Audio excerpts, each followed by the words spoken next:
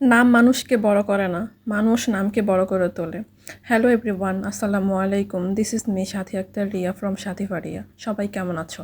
আশা করি সবাই ভালো আছো। আমি ঘুম থেকে উঠে প্রথমে যে কাজটা করি তা হলো বিছানা গুছিয়ে নেওয়া। বিছানা পরিপাটি থাকলে ঘরের অন্যান্য কাজ না করলেও রুমটাকে গোছানো মনে হয়। তাই আমি প্রথমেই বিছানাটাকে সুন্দরভাবে পরিপাটি করে গুছিয়ে নিই। এই তো আমার বিছানা গোছানো শেষ। তারপর আমি চলে আসছি আমার ফেসটাকে ক্লিন করতে। প্রতিদিন আমি সকালে এবং বিকালে ভালো একটা ফেস ওয়াশ দিয়ে আমার ফেসটাকে প্রথমে ক্লিন করে নেই।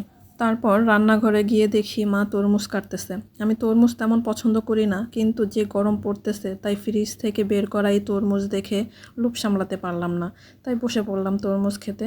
তারপর আগের দিনে কিছু শুকনো কাপড় ছিল, সেগুলো আমি ভাঁজ করে নিচ্ছিলাম।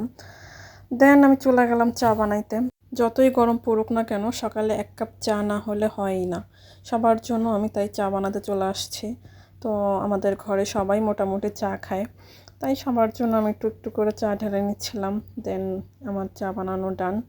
তারপর বসে পড়লাম চা খেতে, মনের সুখে বসে বসে কিছুক্ষণ চা খাওয়ার পরে চলে আসছে নিজের কাজে।